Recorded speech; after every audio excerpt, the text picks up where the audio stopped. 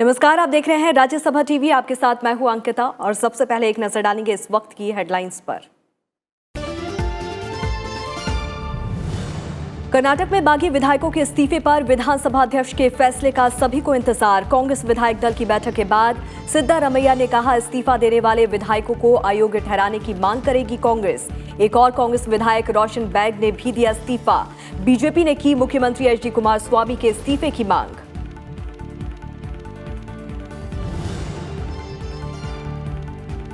राज्यसभा में कर्नाटक मुद्दे पर अवरोध के चलते कार्यवाही दोपहर 2 बजे तक स्थगित। उच्च सदन में नहीं चली प्रश्नकाल और शून्यकाल की कार्यवाही।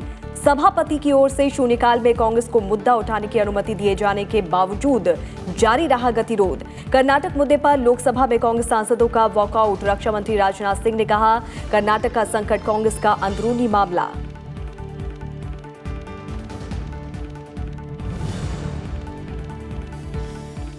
प्रधानमंत्री नरेंद्र मोदी ने बीजेपी सांसदों को गांधी जयंती से सरदार पटेल जयंती तक पदयात्रा निकालने के दिए निर्देश।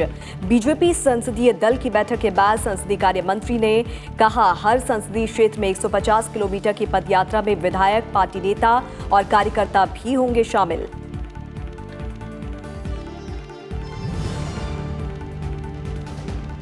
भ्रष्टाचारियों और हथियार तस्करों पर सीबीआई की बड़ी कार्रवाई। देश भर के 19 राज्यों में 110 जगहों पर मारे गए छापे। जांच एजेंसी ने दर्ज किए 30 नए मामले।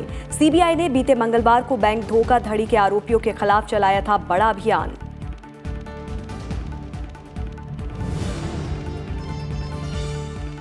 तीसरी बार क्रिकेट विश्व कप जीतने से 2 कदम दूर टीम इंडिया। मैनचेस्टर में आज खेले जाने वाले टूर्नामेंट के पहले सेमीफाइनल में न्यूजीलैंड से होगी भिड़ंत। मौसम पर भी रहेगी नजर। कप्तान विराट कोहली ने कहा, रोहित शर्मा शानदार खेले तो आसानी से मिलेगी जीत।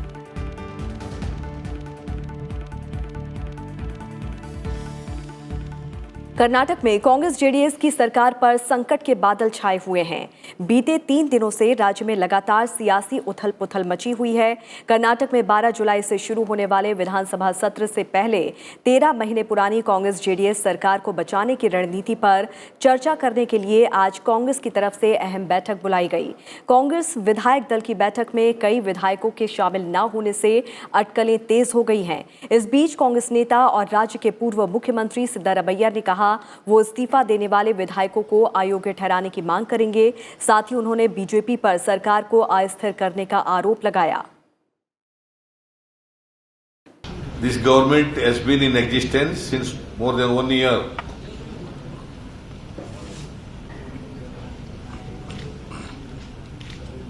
The BJP, despite the fact they have failed to prove the majority on the floor of the House, when the opportunity was given to them, they are trying to destabilize this government continuously, constantly.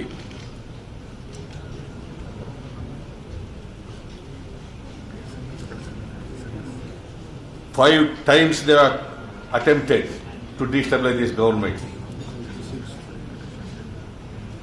This is the 6th attempt. They are trying to destabilize this government. इन सब के बीच कांग्रेस से निलंबित चल रहे विधायक रोशन bag ने ही party की मुश्किलों को और बढ़ा दिया है। उन्होंने भी इस्तीफा दे दिया है। वहीं बीजेपी एचडी कुमारस्वामी के इस्तीफे की मांग कर रही है। बीजेपी का कहना है कि जेडीएस कांग्रेस सरकार विश्वास खो बैठी है, इसीलिए मुख्यमंत्री कुमारस्वामी को तत्काल इस्तीफा दे देना चाहिए। Congress and JDS have lost their majority. The magic number as on today after the resignation of the MLAs is with the BJP. Now whatever left between Congress JDS is a tragic number. They don't have any moral right nor a simple majority to continue in this office for a minute. Therefore, we urge, and the people of the state strongly feel, that Mr. Kumaraswamy has to resign, vacate that position and pave way for the further democratic process. Karnataka में बागी विधायकों के इस्तीफे पर विधानसभा अध्यक्ष के फैसले का सभी को इंतजार है। विधानसभा स्पीकर को आज ही कांग्रेस जेडीएस के 13 विधायकों के इस्तीफे पर फैसला करना है। दोनों दलों के अलावा 2 निर्दलीय विधायक भी सरकार से समर्थन वापस ले चुके हैं।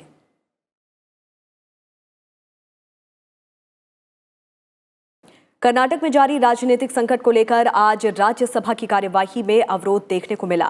सदन की कार्यवाही की शुरुआत में विभिन्न मंत्रालय के जरूरी पत्रों को रखे जाने के बाद केंद्रीय स्वास्थ्य मंत्री हर्षवर्धन ने भोपाल, जोधपुर, नागपुर, पटना और रायबरेली समेत 9 एम्स के लिए सदस्यों के निर्वाचन का प्रस्ताव रखा, जिसे मंजूरी मिल गई। इसके बाद कर्नाटक के सियासी संकट के मुद्दे पर कांग्रेस सांसद सभापति एम वेंकैया नायडू के आसन के करीब आ गए और कार्यवाही में गतिरोध पैदा की। तो पश्चिम बंगाल से संबंधित मुद्दे को लेकर टीएमसी सांसद भी आसन के नजदीक आ गए। सभापति एम वेंकैया नायडू ने कहा कि उन्हें प्रश्नकाल स्थगित करने को लेकर 2 नोटिस मिले हैं। सभापति ने कांग्रेस के बीके हरिप्रसाद के प्रश्नकाल स्थगित करने के नोटिस को नामंजूर करते हुए कहा कि वो कर्नाटक के मुद्दे को शून्यकाल में उठा सकते हैं, जबकि सभापति ने टीएमसी सांसद डोला सेन के नोटिस को ये कहते हुए अस्वीकार कर दिया कि नियमों के मुताबिक एक ही सत्र में शून्यकाल में समान मुद्दे को दोबारा उठाने की अनुमति नहीं दी जा सकती। लेकिन अवरोध जारी रहा और सभापति को सदन की कार्यवाही दोपहर 12 बजे तक स्थगित करनी पड़ी। I have received 2 notices for suspension of the question hour for the sake of the members, one Mr. B.K. Hariprasad and others, and then Ms. Dora Sen and others.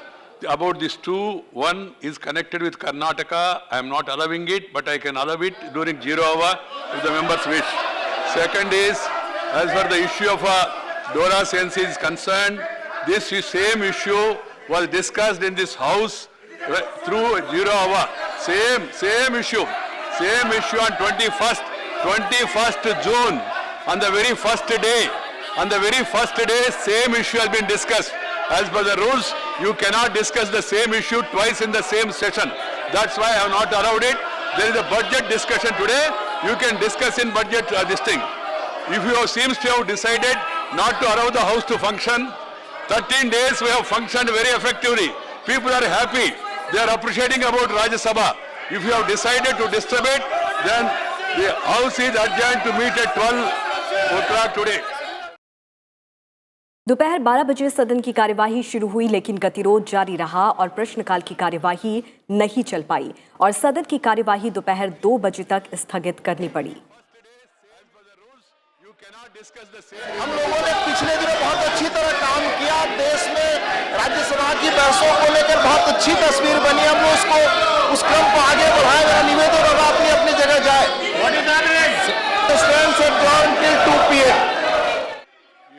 Lok Sabha में कांग्रेस के नेता अधीर रंजन चौधरी ने कहा है कि कर्नाटक में लोकतंत्र पर हमला किया जा रहा है। सरकार को इसलिए मैं दरखास्त करूंगा सत्तारूढ़ पार्टी को, इस तरीके के लोकतंत्र को आप किसी हालत में इसको आप ढंग से इसको दहना कीजिए, लोकतंत्र को बचा के रखिए और यह स्वीकार की राजनीति बंद होना चाहिए। कर्नाटक में जारी संकट के बीच आज लोकसभा में कांग्रेस के सदस्यों ने व्यवधान उत्पन्न किया। गृह मंत्री राजनाथ सिंह ने कहा कि कांग्रेस को सदन में बोलने के कई मौके दिए गए, लेकिन उन्होंने उसका दुरुपयोग किया। अध्यक्ष महोदय, आपने अपनी सदाशयता का परिचय देते हुए जो विषय इसी सत्र में हाउस में उठाया गया है, पुनः आपने उन्हें बोलने की इजाजत दी है, लेकिन उसका उन्होंने दुरुपयोग किया है।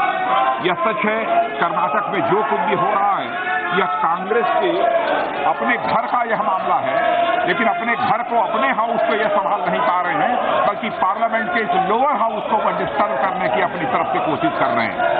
तो अध्यक्ष महोदय, मैं समझता हूं कि इसे कदापि उचित नहीं ठहराया जा सकता।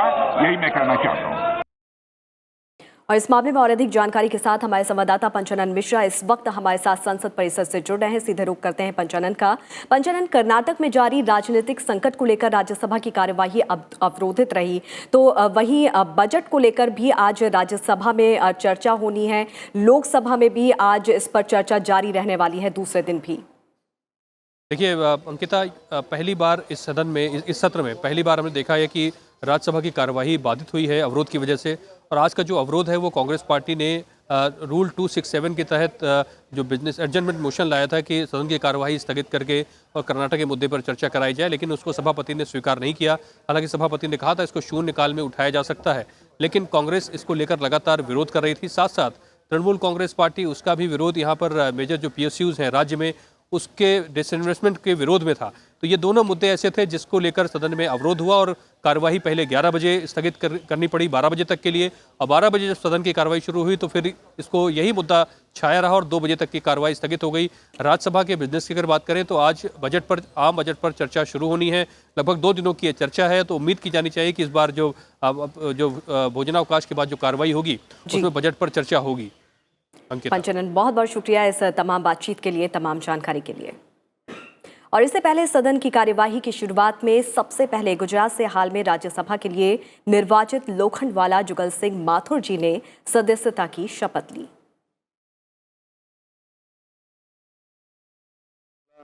जो राज्यसभा का सदस्य निर्वाचित हुआ हूं, ईश्वर की शपथ लेता हूं कि मैं विधिवत द्वारा स्थापित भारत के संविधान के प्रति सच्ची श्रद्धा और निष्ठा रखूंगा।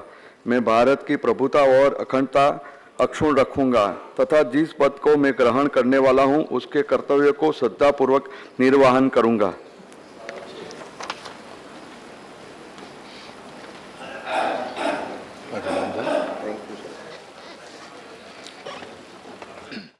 राज्यसभा के एजेंडे में आज आम बजट से जुड़ा वित्तीय कामकाज शामिल है। सदन में 2019-20 के आम बजट पर चर्चा की शुरुआत होगी। सदन में आम बजट पर सामान्य चर्चा के लिए 12 घंटे का समय आवंटित किया गया है। इस दौरान सांसद अर्थव्यवस्था में सुधार को लेकर सुझाव के साथ आर्थिक क्षेत्र की चिंताओं पर भी वित्त मंत्री का ध्यान दिलाने की कोशिश करेंगे।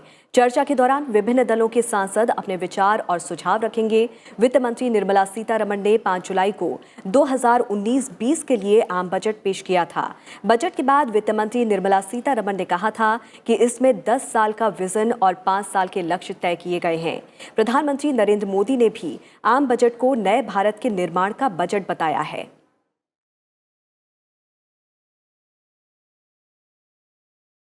वहीं आम बजट पर लोकसभा में चर्चा आज दूसरे दिन भी जारी रहेगी। इससे पहले लोकसभा में कल आम बजट पर सामान्य चर्चा की शुरुआत हुई। चर्चा की शुरुआत करते हुए कांग्रेस सांसद शशि थरूर ने कहा कि बजट में कुछ भी नया नहीं है और उन्होंने किसानों की समस्याओं को सदन के सामने रखा। बीजेपी सांसद जयंत सिन्हा ने कहा कि इस बजट में प्रभावशाली नीतियों को मूर्त रूप दिया गया है। बीजू जनता दल के भर्तृहरि महताब ने नए सार्वजनिक निवेश कार्यक्रम को लागू करने की आवश्यकता बताई। शिरोमणि अकाली दल के सुखबीर सिंह बादल ने गरीब परिवारों के प्रति वर्ष 5 लाख रुपए का स्वास्थ्य बीमा प्रदान करने वाली आयुष्मान भारत योजना को लागू करने के लिए सरकार की सराहना की। बीएसपी के दानिश अली ने कहा कि बजट में गरीबों, किसानों और मध्य वर्ग का ध्यान नहीं रखा गया। प्रधानमंत्री कृषि सिंचाई योजना बढ़ाया है सिर्फ 17%, मार्जिनल इंक्रीज ऑफ 17%, और डीजल सब्सिडी जो देना चाहिए जब बारिश की कमी है इन रेनफॉल डेफिसिट एरियाज, वो सिर्फ आप 70 करोड़ दे दिए हैं। और ये सब आप जानते हैं कि ये सब हो रहा है जब देश की कई इलाकों में सीवियर ड्राउट चल रहे हैं। हम लोग $5 ट्रिलियन का जो लक्ष्य है उसे पूरा करेंगे और मैं पूरे विश्वास से कह भी सकता हूं कि ये जो $5 ट्रिलियन का लक्ष्य है ये तो हम लोग हासिल करेंगे ही, लेकिन ये जो बजट है, ये बजट ने जो नींव खड़ा की है, जो नींव बनाई है, उससे 5 ट्रिलियन नहीं, हम $10 ट्रिलियन की भी इकोनॉमी हासिल करने वाले हैं। तमिलनाडु से राज्यसभा की 6 सीटों के चुनाव के लिए नामांकन का काम पूरा हो गया है। आज नामांकन पत्रों की जांच होगी और 11 जुलाई तक नाम वापस लिए जा सकेंगे। जरूरत पड़ने पर 18 जुलाई को मतदान होगा। तमिलनाडु से राज्यसभा के 5 सदस्यों का कार्यकाल 24 जुलाई 2019 को पूरा होने जा रहा है। वहीं कनिमोझी के लोकसभा के लिए निर्वाचन होने के कारण 1 सीट खाली हुई। प्रधानमंत्री नरेंद्र मोदी ने बीजेपी सांसदों को 150 किलोमीटर की पदयात्रा करने का निर्देश दिया है। प्रधानमंत्री ने कहा है कि आगामी 2 अक्टूबर को महात्मा गांधी की 150वीं जयंती से 31 अक्टूबर तक सरदार वल्लभ भाई पटेल की जयंती के बीच सभी सांसद ये पदयात्रा करें। हर रोज 15 किलोमीटर पदयात्रा करें। इसमें बीजेपी के विधायक और कार्यकर्ता भी शामिल होंगे। संसदीय कार्य मंत्री प्रहलाद जोशी ने ये जानकारी दी। उन्होंने बताया कि प्रधानमंत्री मोदी ने बीजेपी संसदीय पार्टी की बैठक में पार्टी सांसदों को संबोधित करते हुए लोकसभा के साथ साथ राज्यसभा सदस्यों से भी बीजेपी संगठन की ओर से आयोजित होने वाले ऐसे कार्यक्रमों में हिस्सा लेने को कहा है। माननीय प्रधानमंत्री जी अपने भाषण में गांधी 150 के बारे में, महात्मा गांधी जी की 150 जन्मदिन के बारे में एक बहुत बड़ा इम्पोर्टेंट प्रोग्राम सब एमपीज़ के सामने रखा है। 2 अक्टूबर से 2 अक्टूबर टू 31 अक्टूबर सरदार वल्लभ भाई पटेल जी का जन्म दिवस पर 31 अक्टूबर ये 27-28 डेज में हमको पाद यात्रा 150 किलोमीटर पाद यात्रा इन ईच लोकसभा कॉन्स्टिट्यूएंसी, इसमें राज्यसभा की किसी न किसी एक कॉन्स्टिट्यूएंसी उनको अलॉट किया जाएगा। इसके हर एक लोकसभा कॉन्स्टिट्यूएंसी में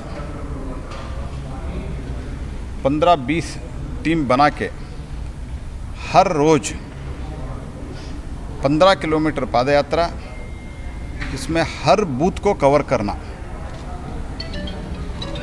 ये सभी जो ग्रुप हम बना रहे हैं, ये ग्रुप में कम से कम एक दिन स्वयं एमपी उधर जाना चाहिए और उधर गांधी जी के बारे में, देश के 75 इयर्स का भी देश का स्वतंत्र मिलकर 75 इयर्स भी हो रहा है, उसके बारे में ये सब एक कार्यक्रम भी रखना, गांधी जी के बारे में बताना, स्वतंत्र फ्रीडम स्ट्रगल के बारे में बताना, ये सब कार्यक्रम करते हुए और plantation of trees covering more greenery, making it more green, ये सब कार्यक्रम के बारे में माननीय प्रधानमंत्री जी ने आज हम सबको मार्गदर्शन किए। सीबीआई आज देश के 19 राज्यों और केंद्र शासित प्रदेशों में भ्रष्टाचार के खिलाफ कड़ी छापेमारी कर रही है। सीबीआई की टीम ने ये छापे करीब 110 जगहों पर मारे हैं। 19 राज्यों में 110 जगहों पर छापेमारी की कार्रवाई को सीबीआई ने अंजाम दिया। करीब 30 मामलों को लेकर सीबीआई की छापेमारी चल रही है। कोकराझार को छोड़कर असम के सभी जिले जापानी इंसेफेलाइटिस की चपेट में आ गए हैं। अब तक इस बीमारी से 57 जानें जा चुकी हैं। हालात को देखते हुए राज्य सरकार ने डॉक्टरों की छुट्टी रद्द करने के साथ ही बीमारी से निपटने के लिए कोशिशें तेज कर दी हैं। राज्य के 33 जिलों में 32 जिले इस बीमारी की चपेट में हैं। स्वास्थ्य विभाग ने इसके साथ ही कई आपातकालीन कदम भी उठाए हैं। भारत दौरे पर आए संयुक्त अरब अमारात के विदेश मंत्री शेख अब्दुल्ला बिन जायद अल नहयान ने कल विदेश मंत्री एस जयशंकर से मुलाकात की। दोनों नेताओं के बीच व्यापार और निवेश, रक्षा और सुरक्षा, ऊर्जा सुरक्षा, आतंकवाद निरोध और लोगों के बीच आपसी संबंध समेत कई द्विपक्षीय मुद्दों पर चर्चा हुई। दोनों नेताओं ने क्षेत्रीय हालात पर भी चर्चा की। यूएई के विदेश मंत्री आज प्रधानमंत्री नरेंद्र मोदी से मुलाकात कर कई अहम मसलों पर चर्चा करेंगे। शेख अब्दुल्ला की ये यात्रा ऐसे वक्त में हो रही है जब ईरान से कच्चे तेल के आयात पर अमेरिकी प्रतिबंध के कारण भारत के लिए ऊर्जा सुरक्षा बेहद महत्वपूर्ण मुद्दा बना हुआ है।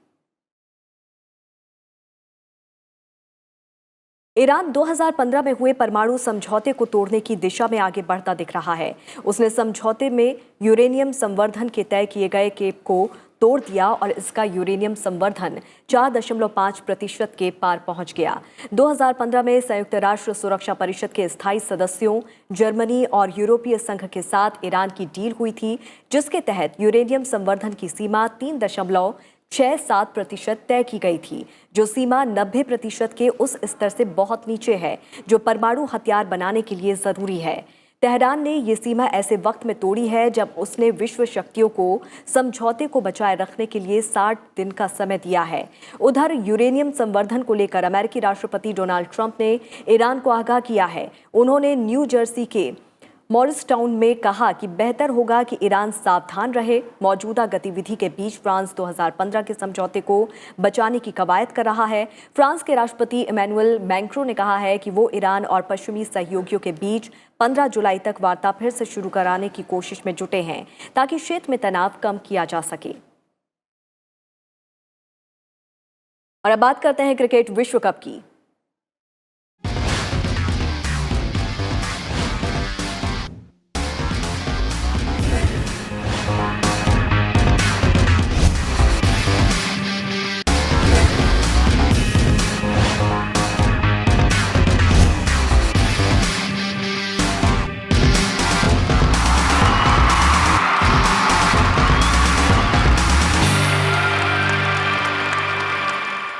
तीसरी बार क्रिकेट विश्व कप जीतने से टीम इंडिया अब सिर्फ 2 कदम दूर है। आज पूरे देश की नजर क्रिकेट विश्व कप के पहले सेमीफाइनल पर लगी है, जहां टूर्नामेंट के पहले सेमीफाइनल मुकाबले में 2 बार की चैंपियन टीम इंडिया आज न्यूजीलैंड से भिड़ेगी।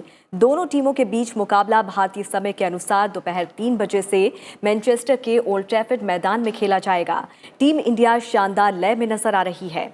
8 में से 7 मुकाबले जीतकर टीम इंडिया अंक तालिका के शीर्ष पर काबिज है। टीम इंडिया विश्व कप के सेमीफाइनल में 7वीं बार पहुंची है। टीम इंडिया 2015, 2011, 2003, 1996, 1987 और 1983 में सेमीफाइनल में पहुंची थी। इसमें सिर्फ 3 बार 1983, 2003 और 2011 ही फाइनल तक पहुंची, जिसमें 1983 और 2011 में विश्व चैंपियन भी बनी। लीग चरण में भारत और न्यूजीलैंड के बीच मैच बारिश की वजह से धुल गया था। टीम इंडिया की नज़र तीसरी बार विश्व कप जीतने पर है, तो वही न्यूजीलैंड टीम पहली बार चैंपियन बनना चाहेगी। टीम इंडिया के कप्तान विराट कोहली ने कहा है कि मैच के दौरान सही फैसला लेना सबसे अहम होगा। दोनों टीमों के पास ऐसी परिस्थितियों में खेलने का अनुभव है। उन्होंने कहा कि अगर रोहित शर्मा शानदार खेले तो जीत आसानी से मिलेगी। I think decision making will be crucial, and both teams are experienced enough to have played these games. New Zealand was in the finals last time, and they know how to play knockout games. They've had a wonderful World Cup again, so the quality side. But yeah, on the day, whichever team is more brave in being calculative, I think that team stands a better chance to win. So yeah, we understand that combination. We've made it to a lot of knockout games and finals. So it's up to both the teams to bring their A game, and then whoever handles pressure better is the team that's going to come out on top. And we certainly are looking forward to doing that. भारी बारिश से जूझ रही मुंबई में मौसम विभाग ने अगले 24 घंटे में भारी बारिश की आशंका जाहिर की है। मुंबई और तटीय कोंकण क्षेत्र में रेड अलर्ट जारी किया गया है। आज रत्नागिरी और सिंधुदुर्ग में भारी बारिश होने की आशंका है। भारी बारिश से रेल और सड़क यातायात प्रभावित हुई है। छत्रपति शिवाजी महाराज अंतर्राष्ट्रीय हवाई अड्डे में कामकाज भी कुछ देर के लिए प्रभावित हुआ। भारी बारिश के कारण दृश्यता विमानों के परिचालन के लिए जरूरी स्तर से नीचे दर्ज की गई। करीब 20 मिनट तक रनवे पर परिचालन बंद रहा, जिससे 11 उड़ानें रद्द करनी पड़ी और 3 उड़ानों को डाइवर्ट किया गया। बारिश की वजह से जनजीवन अस्त व्यस्त हो गया है। आज भी शहर में कई जगहों पर जबरदस्त बारिश हो रही है। तमाम लोगों को जलभराव और ट्रैफिक जाम के कारण काफी परेशानी का सामना करना पड़ रहा है।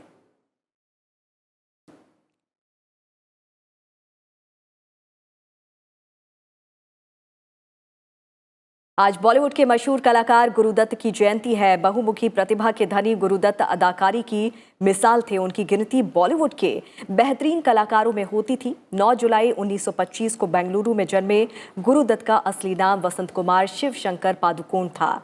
गुरुदत्त ने फिल्म इंडस्ट्री को कई हिट फिल्में दी। इसमें 14वीं का चांद, CID जैसी फिल्में शामिल हैं। और आपको छोड़े जाते हैं गुरुदत्त की यादों के साथ। मुझे दीजिए इजाजत। नमस्कार। आपकी आंखों में इस दिल को बसा दें तो मूविंग शॉट्स के बीच कट करना, रोशनी और अंधेरे के बीच भावों को कैद करना और सिनेमाई भाषा का एक अनोखा इस्तेमाल, ये बातें गुरुदत्त की कुछ विशेषताओं में अलग से गिनी जाती हैं। डांस को लेकर गुरुदत्त के मन में बचपन से ही आकर्षण था। छुटपन में अपने घर की दीवार पर टंगी इस पेंटिंग के रहस्य से वो हमेशा बंधे रहे। उनके चाचा बीबी बेनेगल की इस पेंटिंग में उन्हें जीवन के लिए संघर्ष का ऐसा लयात्मक अनुभव दिखता था जिसे वो खुद भी करके देखना चाहते थे। थोड़ा बड़े होने पर गुरुदत्त ने यही स्नेक डांस एक पारिवारिक समारोह में भी पेश किया। डांस के लिए यही पैशन गुरुदत्त को उदय शंकर के डांस सेंटर अल्मोड़ा ले गया, जहां जोरा सहगल बताती हैं कि एक लंबी जुल्फों वाला खूबसूरत नौजवान कैमरा लिए चुपचाप डांस के बीच मूवमेंट्स क्लिक किया करता था।